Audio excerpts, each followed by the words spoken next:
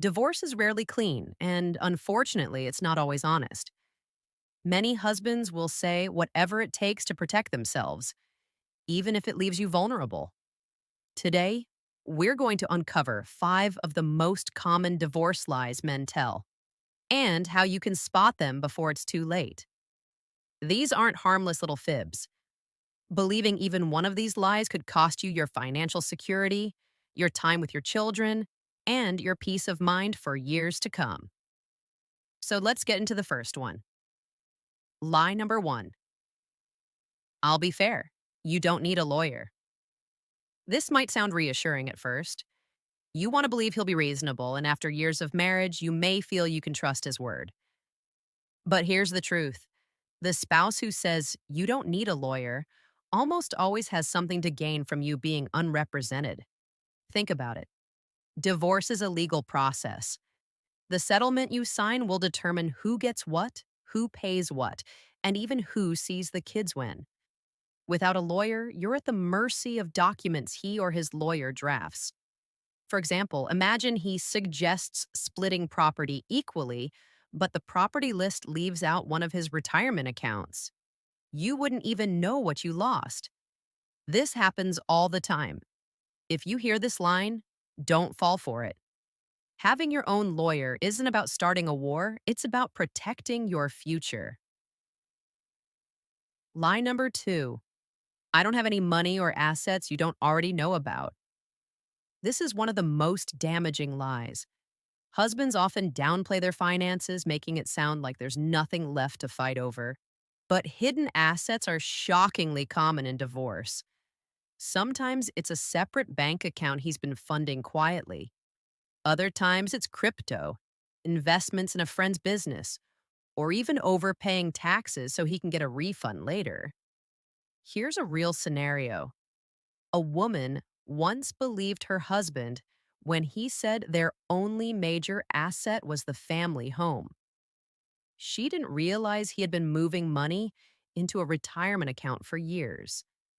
By the time the divorce was finalized, she had unknowingly walked away from tens of thousands of dollars.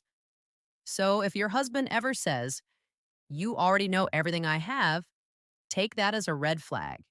Verify it. Get statements. Ask questions. Don't sign until you're sure. Lie number 3. The kids will be happier if they stay with me more. This lie is often wrapped in guilt.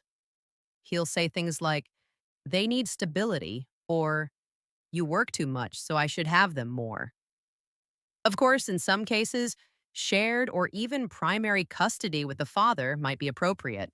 But often, this argument is less about the children's happiness and more about leverage. Custody decisions impact child support. The more time he has on paper, the less he may need to pay. Picture this: a husband insists that the kids live with him most of the week, but he travels constantly for work. Guess who ends up watching the kids? The grandparents, or sometimes even the mother he's trying to push out. If you hear this, pause.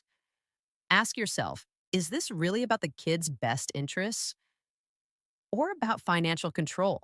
Lie number 4. You don't need alimony. You'll be fine. This one hits hard, especially for women who've spent years raising children or supporting their husband's career. He may say, you can get a job, or I'll help you if you really need it. But when the papers are signed, promises fade. Alimony isn't about handouts, it's about fairness. If you supported the family while he advanced his career, you're entitled to support while you rebuild yours. Courts recognize that. But many women give up alimony out of guilt or pressure. One woman agreed to waive alimony because her husband convinced her it would just cause more fights. Years later, she was working 2 jobs to survive, while he enjoyed the same lifestyle he'd always had. That's the regret you want to avoid.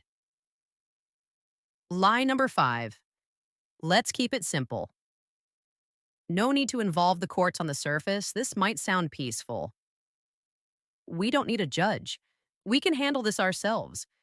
But here's the problem: without court oversight, You're relying entirely on his honesty. And if he's already lying, what do you think happens once the papers are signed? Private agreements might save time, but they can also strip you of legal protections. A husband might agree verbally to share expenses or help with the kids, but without a court order, you have no way to enforce it.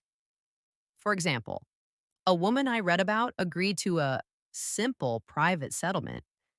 Her ex promised to cover part of the mortgage until the house sold. 3 months later, he stopped paying. She had no legal recourse, and the debt fell entirely on her.